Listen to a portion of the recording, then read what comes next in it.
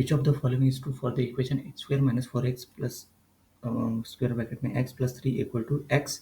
Again square bracket मतलब 6 मतलब वो स्क्वायर ब्रैकेट क्या डिफाइन करता है द ग्रेटेस्ट इंटीजर फंक्शन। सही है। फर्स्ट ऑप्शन है unique solution minus infinity to infinity, no solution, unique solution in minus infinity to 1,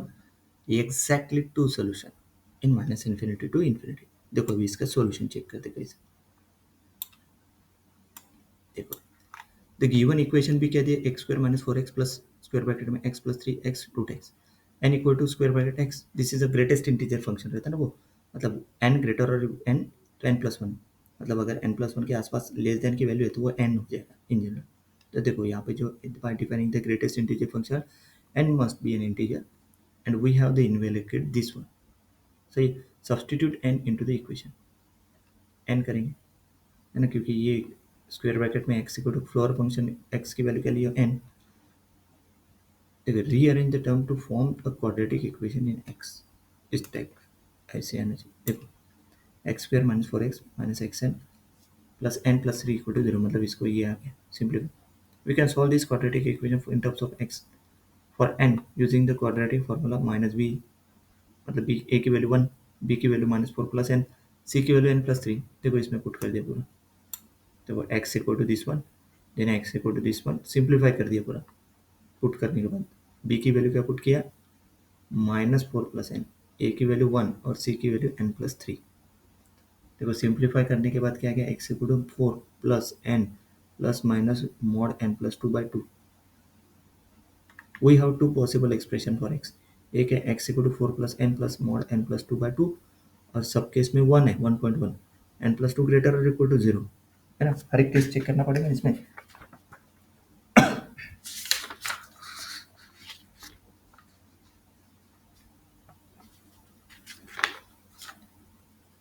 यहाँ पे इसको x लिया मतलब प्लस के साथ, फिर दूसरा माइनस के साथ, तो उसको केस 1 दिया है। ओके, यहाँ पे तो कुल इस क्वेश्चन में अपने को क्या फाइंड करना है, मतलब the equation which of the following, मतलब यूनिक सॉल्यूशन है, नो सॉल्यूशन है, यूनिक सॉल्यूशन है, एग्जैक्टली टू सॉल्यूशन है, पर्टिकुलर दिए हुए इंटरवल के हिसाब से, मतलब x के वैल्यूज फाइंड करना है। तो x के वैल्यूज देखो इन टर्म्स ऑफ n के हिसाब से ये आ गया।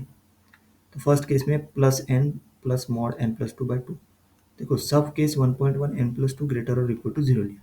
मतलब n इज ग्रेटर और इक्वल टू -2, मतलब यहाँ पे जो है ना ये मॉड n प्लस टू हो जाएगा, तो वो हो जाएगा 2n प्लस 6/2, मतलब n+3। For this value of x to be solution original equation, ये इक्वल टू n दिया है ग्रेटेस्ट इंटीजर फंक्शन, तो यहाँ पर n+3 पुट किया तो वो दिस इज इक्वल टू क्या हो जाएगा n, since n is integer तो n+3 इक्वल टू n, मतलब स्क्वायर ब्रैकेट में डाला तो n+3, तो n+3 equal to n which is implies 3 equal to 0। This is a contradiction, so there are no solution for this case. n+2 less than 0, मतलब n is less than -2, n is less और equal to -3, मतलब which means then mod के अंदर डालने के बाद minus, क्योंकि ये नेगेटिव है, पुट करने के बाद x की वैल्यू क्या आएगी 1, तो ये 1 इक्वल टू n, मतलब n इक्वल टू 1 है ना, x इक्वल टू मतलब x इक्वल टू 1 पुट किया तो n इक्वल टू क्या हो गया 1, क्योंकि इसका ग्रेटेस्ट इंटीजर फंक्शन 1 ही आएगा। तो देखो ये n इज लेस और इक्वल टू -3, मतलब n equal to 1, 1 is less और equal to -3, there are no solution again. दोनों के ऊपर चेक हो गया, n+2 ग्रेटर और इक्वल टू 0 आणि n+2 लेस देन 0। सही है, दोनों के ऊपर चेक हो गया तो हो गया, आगे चेक करने की जरूरत नहीं। Next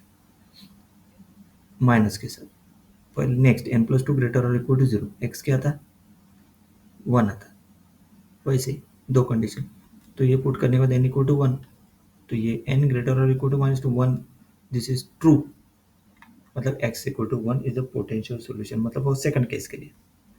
then n+2 less than 0, तो n ये क्या हो जाएगा mod of n+2 minus n+2, तो ये x इक्वल टू क्या है n+3, तो n+3 इक्वल टू n, फिर और ये ग्रेटेस्ट इंटीजर फंक्शन के हिसाब से क्या होता है n+3 होता है, 3 equal to 0, this is the contradiction, so there is no real solution for this case. कौन सी केस आगे, सिर्फ x equal to 1 for this root के लिए माइनस। तो देखो फाइनल देखो अभी, containing all the case the only solution found is x equal to 1, this means there is a unique solution of the equation। Unique solution,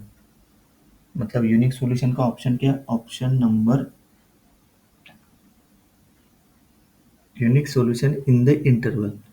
but है ना, unique solution option number क्या है वहाँ पे? ओके, कौन से इंटरवल के लिए? माइनस इन्फिनिटी टू इन्फिनिटी,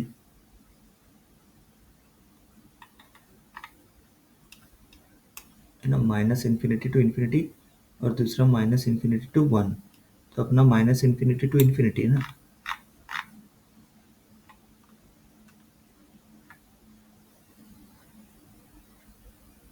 क्योंकि अपन ने वहाँ पे माइनस इन्फिनिटी टू इन्फिनिटी के लिए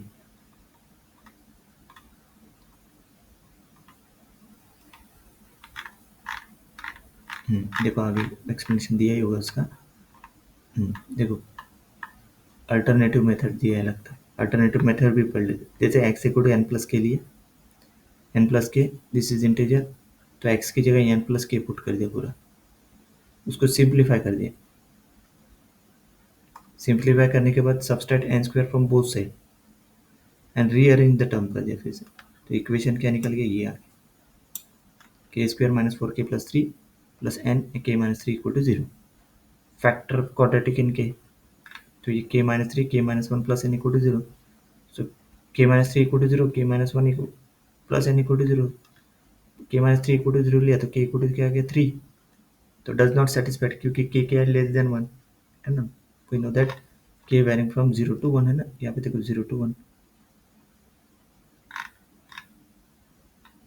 सेकंड पॉसिबिलिटी क्या होती है, this is equal to zero मतलब k equal to one minus n, तो के क्या लेस देन वन मतलब k equal to one minus n, मतलब वन माइनस एन कितना, जीरो से वन के बीच में रहेगा। From the left part of the inequality one minus N greater और इक्वल टू जीरो मतलब एन इज लेस और equal to one. From the right part of the inequality minus N less than zero, one minus N less than zero मतलब minus N less than zero मतलब N greater than zero. Combining these two inequality मतलब n greater than 0 less or equal to minus n must be integer, so only possible value n equal to 1, तो n equal to 1 put किया तो k equal to 0 आता obvious है ना, the only possible solution for n equal to 1 k equal to 0 n plus k that is 1 plus 1 0 मतलब x equal to 0 is the unique solution to the equation, है ना, unique solution to the inter equation, है ना। और दूसरी चीज़ ये पूरे के पूरे रियल नंबर पे रहेगा, माइनस इन्फिनिटी टू इन्फिनिटी, सही है। नेक्स्ट मतलब option number A is correct.